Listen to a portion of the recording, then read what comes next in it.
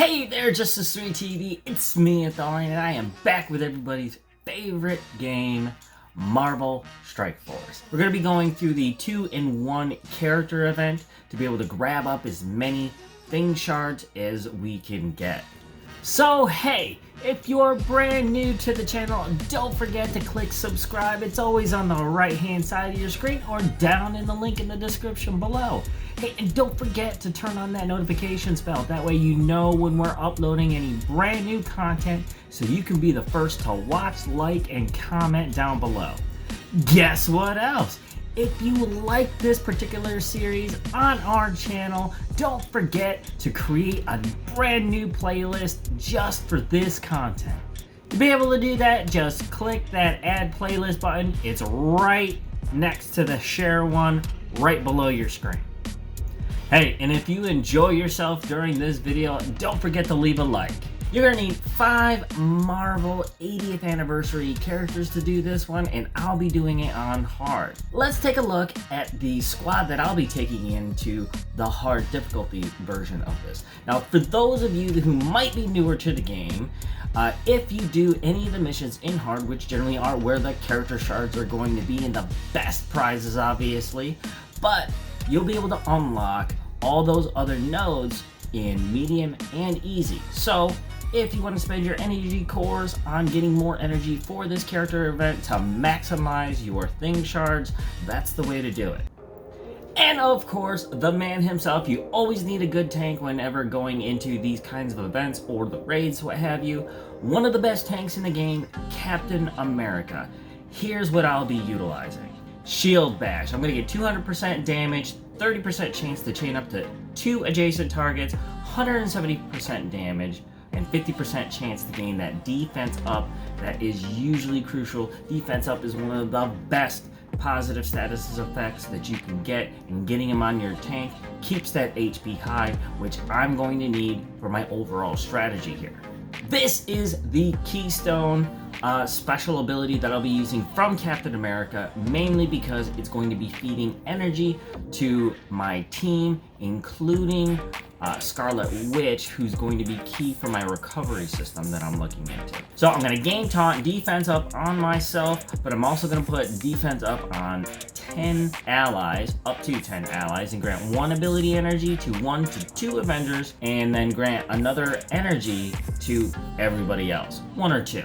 It is random. I can increase this up, I just don't have the resources to do it right now.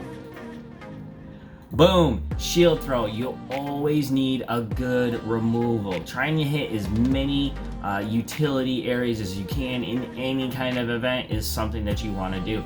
None better than this shield throw. I'm going to attack a primary target for 280% damage. I'm going to clear 2 positive statuses, and I'm going to chain it to a couple different targets, getting 210% damage to those targets and clearing 2 positive statuses. This is amazing because getting those positive statuses off of key targets can mean the difference between losing and winning a fight. Now, Assemble is more or less going to be something that's going to protect himself. I'm going to get 30% on block chance. That includes Scarlet Witch, who's the other Avenger that I'm bringing in. I could bring in more Avengers, but I think the team that I've assembled here is going to be my best possible option. I'm going to get 10% max health also off of this, so higher the HP, the better, because I'm going to be able to share that HP with the rest of the squad. So here is my big damage dealer for this event. I'm going to be using Rocket Raccoon. He's got an awesome singular target hit for his special, the AoE basic, and that massive ultimate that he's going to spread that damage around everybody. Given that I got my rocket up to 5 stars, that's going to be pretty crucial. I would aim for more synergy here, but given that Rocket is one of the best blasters in the game and his entire kit is made for damage, I'm going to go with this to start with. If I run into any trouble, I'll go ahead and switch him out with another character like Black Panther, who's going to get a lot of speed bar by killing key targets. But what I don't like about his ability so far is that he won't be able to trigger his kinetic explosion unless he drops below 50%, and I don't like that idea. I want some more consistent damage through the fight, because who knows how many waves they're going to be of whatever they're going to be throwing at me, or you for that matter. Like I was saying before, his basic is an AoE, attack the primary target for 160% damage, 10% crit chance, attack all adjacent targets for another 110% damage, plus 10% crit chance. This is great.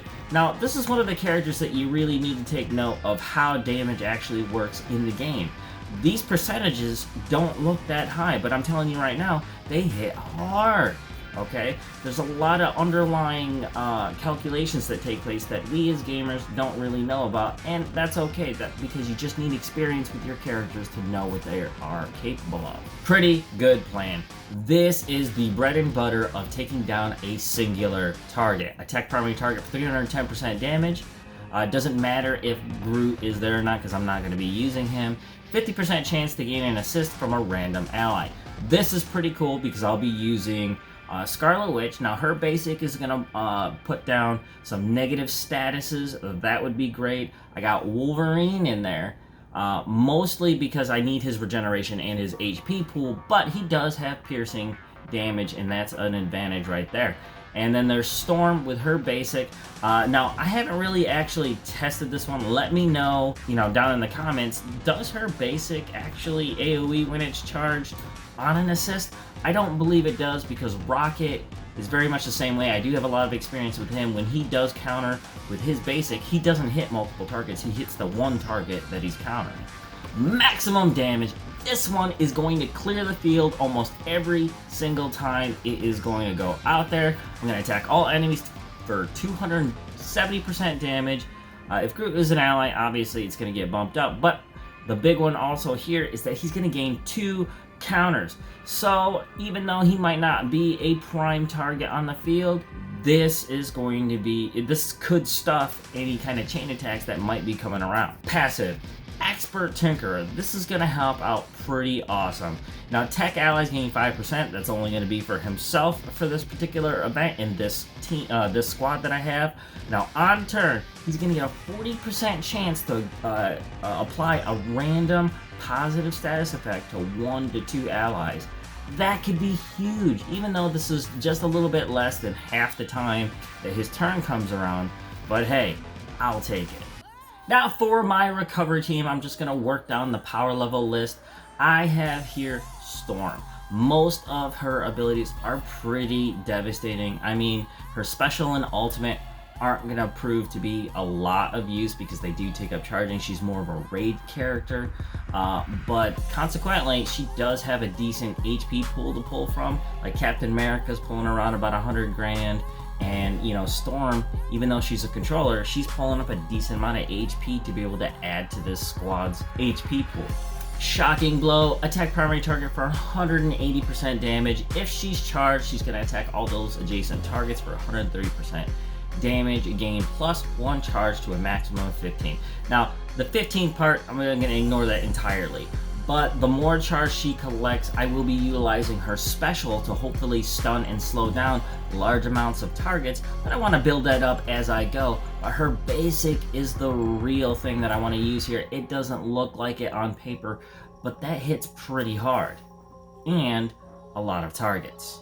Ice Storm. Now this is the ability that I was just talking about. Now I'm going to get a decent amount of damage, 150% damage here, but I'm going to need a 50% chance to slow every target that she hits, which is great.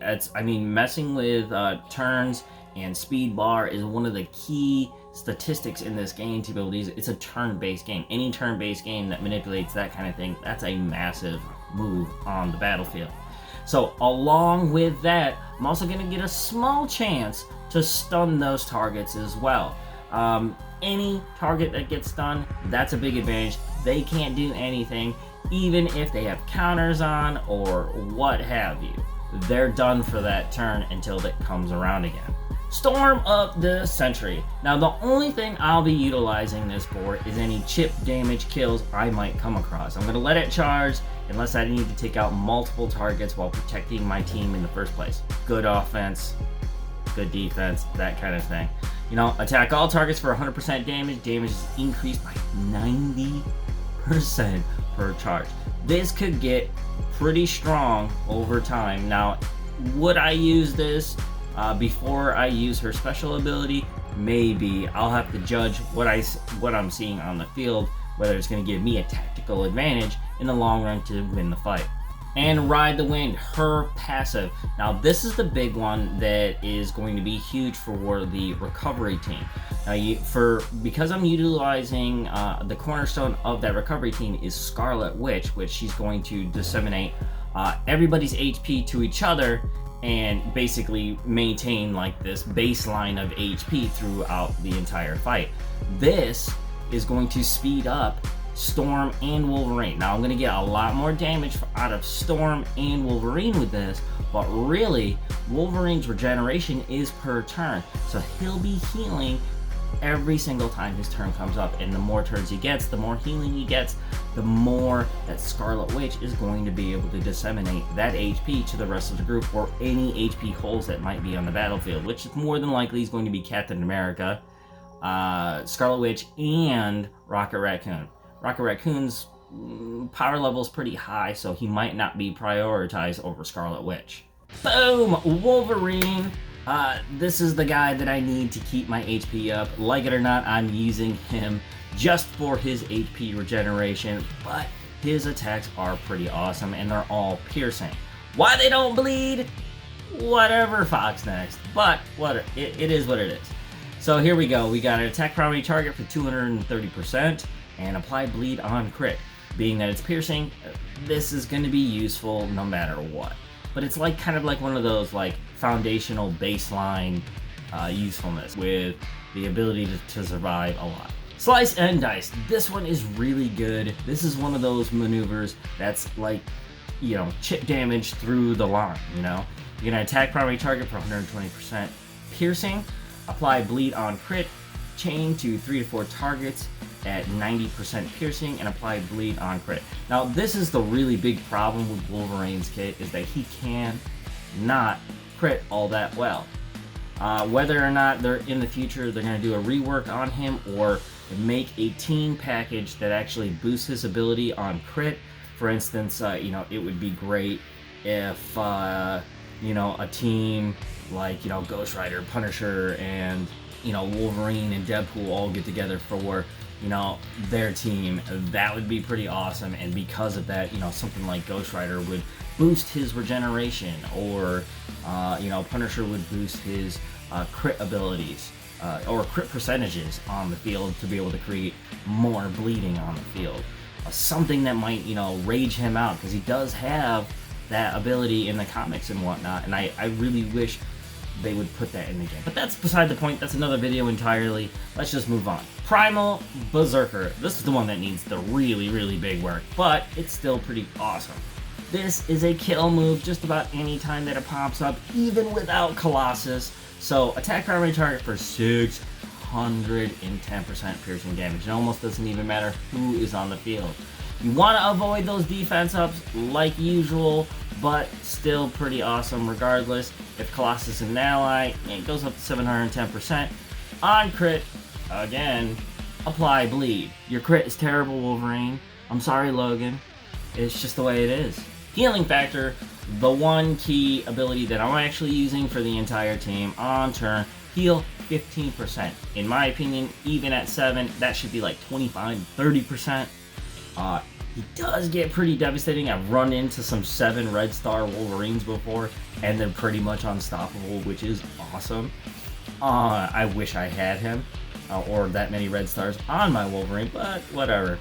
On death, 5% chance to revive with 20% of this character's max health. That should be bumped up also. It's just kind of like his character to be able to withstand just about anything. I understand the differences between, you know, him and Deadpool, you know, when it comes to this game, but that is like a key feature of his character design, and so bump it up, please. If at least one ally is an X-Men, gain an additional 5% chance to revive. Now, this is pretty cool when it happens, but I'm not going to depend on it because Wolverine is the character that I need to keep healing, topping off everybody's health as much as possible. Being that he's going to be sped up by Storm half the time, that will be useful. Okay, boom. Here, Scarlet Witch. I'm taking her in as she is. I'm not going to go ahead and do that gear that you see there. Mostly because I'll be using her warp reality the most here as much as possible. Now, given that she's the only other Avenger on the team, Captain America will be feeding her plenty of energy to get her abilities off pretty quickly. The only thing is, it is a bit of a trade-off in that her Chaos Wave is pretty much going to be useless in this fight. I got nobody that's going to be giving out any kind of real negative statuses unless Storm gets off some of her slow. Those would be great to extend, or some of Wolverine's bleeds, but definitely not depending on Wolverine's bleeds because those almost never happen. However, Storm's stun ability or the slow ability is something to get out there, so I'm going to keep that one in my pocket as long as possible. But I'm going to be relying more on Warp Reality and Hex Bolt to get some of that damage and negative statuses out. I'm going to attack the primary target on the Hex Bolt for 140% damage. It's piercing damage again. Apply to 1 to 2 random negative effects. Apply 1 to 2 random negative effects. Now, when you're dealing with random negative effects, you're dealing with the big three. You're talking slow down, offense down, or defense down. It rolls between those three, not all that exist. Warp Reality, the cornerstone to my recovery package that I have for this squad. Redistribute your total squad health evenly. Apply Deflect to all allies. That is huge, huge, huge in maintaining my HP pool as high as possible.